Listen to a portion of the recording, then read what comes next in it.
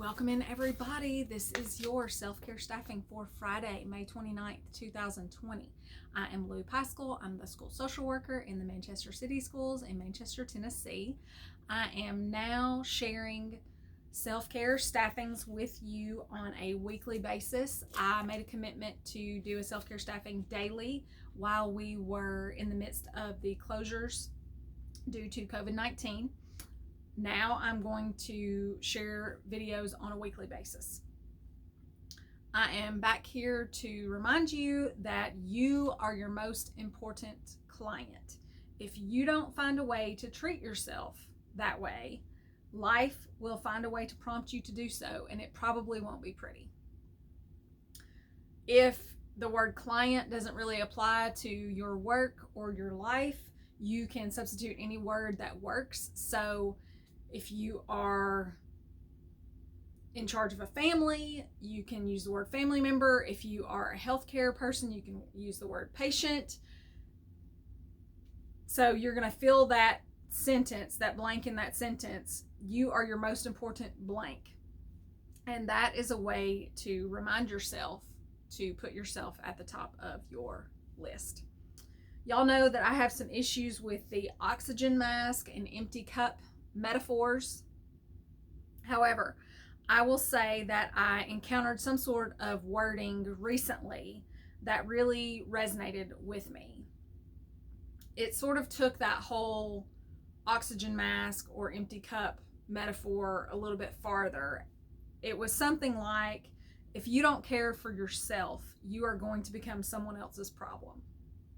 Most of us who are in helping professions are actually mortified that we would be in need of someone doing something for us. So if that idea of having to be on the receiving end of someone's service is mortifying to you, you can use that to spur yourself to be more diligent in self-care. If that is the case for you, so be it. Today, I want to talk about being intentional when we are transitioning between seasons and how that is a part of self-care. So for all of you school people, and when I say school people, I have said many times I'm a school social worker. I have attended schools for years and years and years. I work in schools. I have done that for years and years and years. So if you are a professional who works in a school, that's what I mean by school person. I also think this applies to you if you just have people in your life who are involved in schools. So if you have students in schools, if your spouse is a school person, this can apply to a lot of people. And when you think about it that way, it actually applies to a lot of us. So a lot of us have that transition between the school year and summer. Here in the South, we do actually have 4 seasons. They're a little bit different in the last few years than they have been in prior years, but we definitely still have a transition from spring to summer. So we're just thinking about that seasonal transition today. So let's talk about that for a little while. So my encouragement to you is to be purposeful about the change of seasons, not thoughtlessly moving from one season to the other so that it all flies by and you don't get what you wanted out of that particular season. And what you want from the seasons is going to spring from your values, what you value in life, what's important to you in life. So, for example, you may really value time with your family. So, do you want to facilitate regular interactions with your family during this time, even if your family doesn't all live under the same roof anymore? What is your value about that? And if that is your motivation, if that is your value, is to have purposeful interactions with your family, then that's something that you're going to want to tailor to this season. even if you are in a really hard season right now, and there can be all sorts of really hard seasons.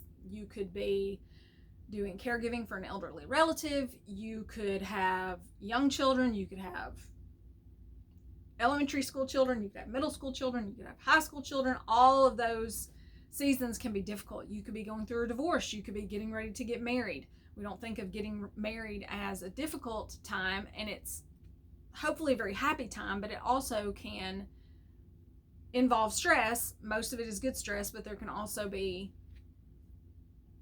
unpleasant stress at the same time. So whatever of those seasons, or some season that I didn't even think of to mention that you're in, if you feel that it's a hard season in your life, I would especially urge you to take this time to be intentional about how you want this season to be. It may not seem like you can squeeze in anything for you, but it will be so helpful for you if you do. If you are a workaholic, either in your personal life, you've always got something you're trying to do for your family or for yourself, that's more work and that's more chore based, or in your professional life, I promise the work will still be there when you have finished doing something for yourself.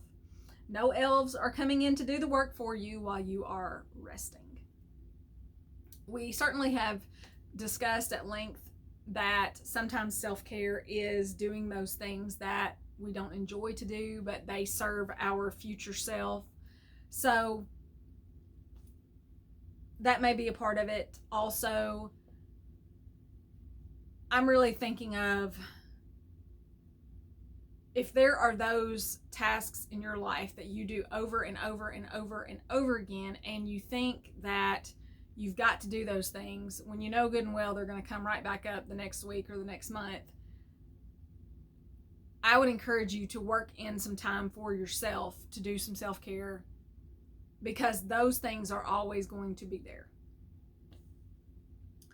So, some ways that we can make our seasonal transition intentional. Got a couple of things that we do in a lot of different seasons. You know, you switch out your clothes. If you have had cold weather clothes in your closet, then you may gather all those up and you may put those away for a little while and then bring out your more warm weather clothes. You may buy a new bathing suit and sunglasses for summer. In the fall, you may do back to school clothes and school supplies. So those kinds of activities can sort of put us in a mindset that the season is changing. You may want to, for the summertime, you may want to clean up or refresh your patio. I know every year I have to wipe down our table. We put our glass in the garage in the wintertime because it comes off the table and I don't want it to break, so we kind of baby it a little bit. So we have to bring our glass out and we wipe that down and wipe a lot of pollen and things off of our furniture. You may want to switch out cushions. You may want to buy a new umbrella. You may want to buy a new grill. There's any number of things that you can do to prepare your outdoor space so that you can enjoy that if you like to have an outdoor space where you can spend some time. One of the things that I find very, very helpful, and it does take some motivation to do it, don't get me wrong, but one of the things that I find to do to be helpful, especially when you're thinking about transitioning to a new year, is to do a year-end review. But you could even do this on a seasonal basis. So just a note about that, I am, again, because I'm a school person, I like to sort of restart my year in the summertime. Yes, I do New Year's, but I don't necessarily spend a lot of time at New Year's. I certainly think about the new year, but I may not be as into New Year's resolutions and those kinds of things that other people are. I sort of think of my year ending June 30th and my new year starting July 1st. I have a July birthday, so it really is like I am beginning a new year in that way. The planner that I buy is an academic planner, so it begins in July. So I, several years ago, shifted to that, to looking at my year in that way. And it sort of gives you a fresh start in the middle of the year, right before I start a new school year. So that may be something that you may want to think about, is sort of shifting your year. It's all arbitrary, y'all. So if you want your year to begin July 1st, then have at it. So that's an idea to think about. So the year in review, or the season in review, I got this idea from a book called Your Best Year Yet by Jenny Ditzler. And I think I first read this in like the end of 2016, because I did my first review in January of 2017. And I have not faithfully done this every single year. It is a lot of work. I will be the first to say that. It is a lot of work. However, I would really encourage you to do this. Get out your planner if you have a paper planner, or go to your computer and look at your computer calendar. Maybe get out your checkbook. All those things that are ways to document what went on in the year for you. Get those materials out. Take an hour and go through and make yourself a list of everything that happened. And it can be, you can do this however you want to do it. It can be big things that happened. You can even, somewhere I saw that some lady had written down that she made 300 home cooked meals that year. That's big when you think about 300 meals, but it's not necessarily a big deal if you're thinking about it. Oh, I make dinner every day. That's just something you do. So make yourself a list. Look back through your calendar at the things that you wrote down and you marked off. Look through your to-do list. If you do a to-do list, either on an app or some sort of program, look through all that. Look through your checkbook. Make yourself a list of the things that happened. Please don't skip this step. I promise you, if you will dedicate the time to do this, you will be so proud of yourself, of all the things that you accomplished. And I guarantee you, you have forgotten some. I did this earlier today. There were 2 pages of things that were on my list by the time it was all over, and a good number of them I had forgotten that I had done.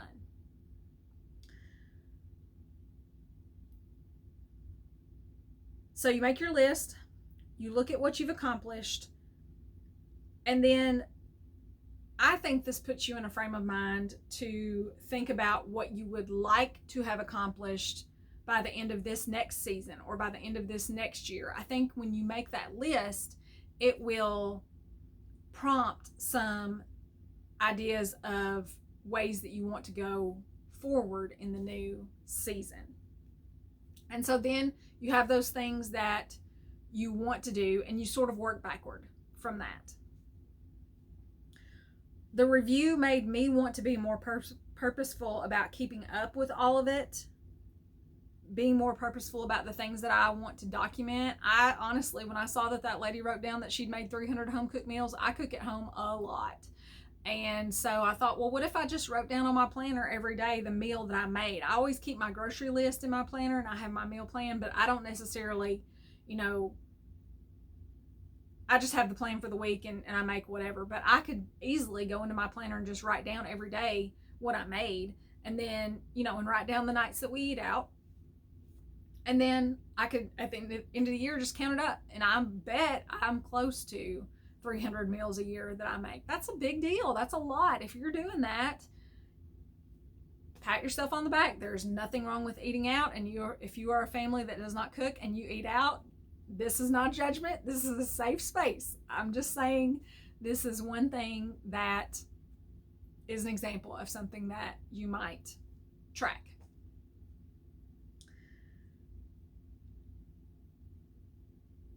So just some other things that I thought that I might want to track how many books did I read. Y'all know I'm a big reader. How many thank you notes or cards did I send? How many bags of Coke cans did I recycle? I'm not sure I'll keep up with all that, but it just prompted some ideas of things that I might try to track in the next season. Maybe I'm weird because I want to know this stuff, but I know that's my personality. And for me, it just slows things down. Life goes by in such a blur sometimes.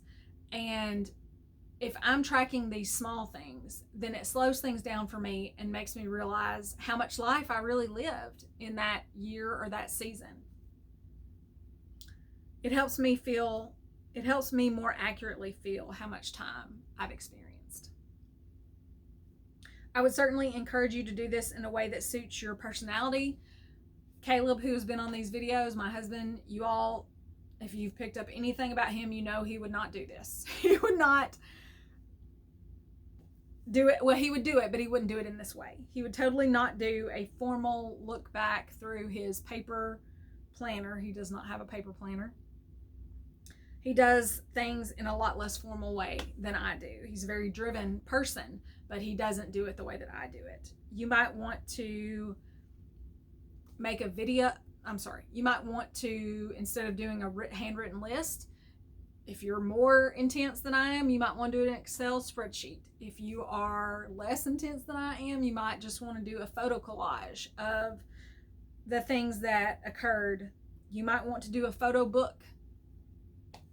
Lots of fun ways to do it. You could make a vision board for the season that you are approaching on Pinterest if you wanted to. You can make a tactile vision board. It's up to you. And the things that you want to think about for what you want to do, they don't have to be accomplishments in the traditional sense of the word. And the list that you made for the past doesn't have to be accomplishments. It could be any number of things that happened that were important to you, whether it was, what someone would consider an accomplishment or not, doesn't matter. So some of the examples of things that I want to occur during the summer, usually that may not be accomplishments. I always want to go to the drive-in. We usually go to the drive-in theater at some point during the summertime. I don't know if that's going to happen this year or not because of how things are with COVID-19 and the closures, but that's usually on my list. It's usually on my list to pick strawberries and pick blueberries. Also don't know if that's going to happen. My husband, one of our things for the summertime is that he grills once a week. That definitely will happen. That is already underway. Another thing to think about is to figure out what books or movies are coming out that you want to be sure that you catch. New music, if you are a person that likes vinyl, likes records, when do the new vinyl records come out that you are anticipating? Museum exhibits, if there are certain museum exhibits you want to see, or concerts, think about all those things. Certainly think about social events, things with your kids or with family members, if there are weddings that are going to occur. It's all kind of got an asterisk on it right now because of the pandemic. However, think about things that might be happening in this season that you certainly want to experience. Another thing you could do that's not necessarily it could be an accomplishment, but it could just be, you might not look at it as a goal, you might not look at it as an accomplishment, you might just look at it as something that you want to do. You could do something like a photo a day. There are millions, maybe not millions, there are a variety of photo a day projects that you can do on Instagram. You don't even have to put it on Instagram. You could just have in your mind that you want to do a photo a day. It could be with your phone camera, it could be with a big fancy camera if you have that. You can have all sorts of challenges. There is an app, I can't remember the exact name of it, but it's something like 1 second a day, one something. And it is an app where you do 1 second of a video a day. And then at the end of the year, season, whatever, you can make just a video of all of those moments strung together. So that might be something that you want to try. Whatever it is, once you have all of your intentions identified, make sure that you work them into your schedule. This is definitely one of those things where these are the things that you want to plan first. These are the things that you want to get in the mix first, and everything else goes around them, because if you don't do this, it won't happen. So be sure to, I shared that video a while back. It was one of the things that I left with you for the day, and it was the professor, and he was putting all the things in the jar, and he was asking people, well, will this fit? He would continue to ask, well, can we put anything else in there? And the big point was that he put the big things in first. If you put all the little stuff in first, you probably can't fit all the big things in. So be sure that the big things in this scenario are those things that you identified that you definitely want to experience this season. So identify those, get those worked into your life first, and then everything else works around that. Self-care check-in questions for today. How do you want to feel when summer changes to fall? What do you want to have experienced through the course of the summer? If it's a large project, how can you break it down into smaller steps and make it more manageable? So for me, in terms of a season changing type project, one of them for me in the late summer is going to be back to school prep.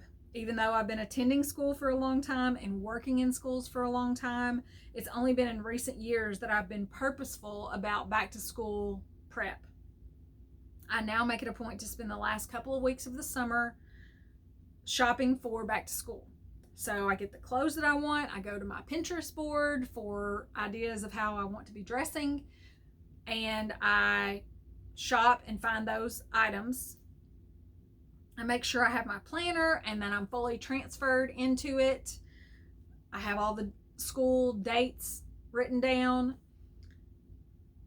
I get the other school supplies that I want to have. So I know during the last couple of weeks of summertime that I'm going to spend some time on doing back to school prep. I may not leave the house. I may be ordering a lot of different things, but I just know that I want to get that done during those 2 weeks. I want to make those purchases and feel like I am ready when it's time to go back to school.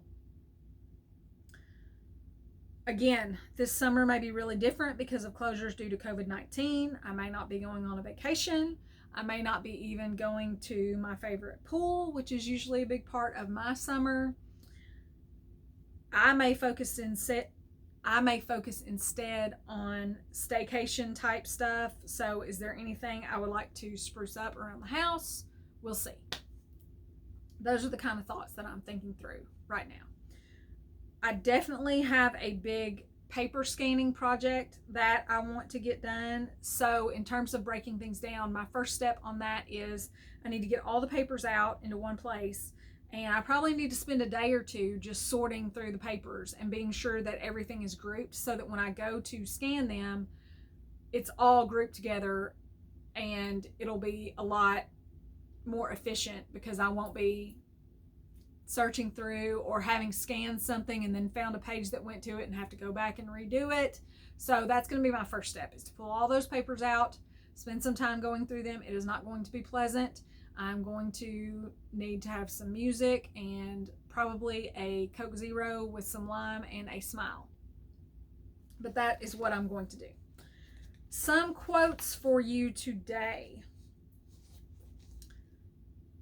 The first quote: as she lay awake, she thought how odd it had felt to win her own endorsement. That is Charles Frazier from the book Cold Mountain.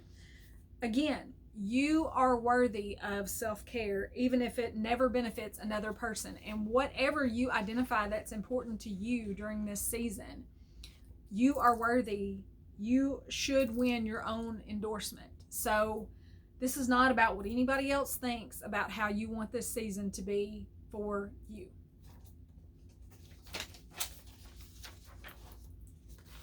Another quote: hold on to your power, the power of self-control. That is from Necessary Endings. The subtitle is The Employees, Businesses, and Relationships That All of Us Have to Give Up in Order to Move Forward. And that book is written by the gentleman who wrote Boundaries, Dr. John Townsend, and Dr. Henry Cloud. So most of us have the power of self-control to shape our lives so that we at least get a little nurturing out of our lives, and hopefully a lot. So use your self-control, figure out how you want to shape this season so that you can feel the way that you want to feel. Last quote: if you have ever opened a can of worms, boxed yourself into a corner, ended up in hot water, or found yourself in a pretty pickle, you already know that life is rarely, if ever, just a bowl of cherries. It is far more likely to be a bowl of problems, worries, and difficulties. This is normal and should not be seen as a cause for alarm. That is Mary Rose Wood from The Incorrigible Children of Ashton Place, The Mysterious Howling. That's just to say, please don't wait for the perfect time to take care of yourself. Again, back to you, those of you who are in a hard season, please don't wait for the perfect time to take care of yourself. Please identify a few things that would bring you some peace, bring you some joy during this season. And please be sure that you make that a part of your life going forward. The song for today is going to be The Coast by the Courtyard Hounds. It does not look like I'll be going to the coast this year, but this song can take you there in your mind. I do not have a video today, but I'm going to share with you one of my favorite childhood memories. And it sort of like sums up summer to me. And so I'm going to give you this story from my childhood. Maybe you can think about a story from yours that was really emblematic of a good summer, and figure out how you can translate that into your adult life. So here's the story. So when I was a child, my granddaddy owned a Century 21 franchise. He was a realtor, real estate agent, and an auctioneer. And they lived in a very small town, and they would have a lot of estate sales, a lot of auctions when people passed away.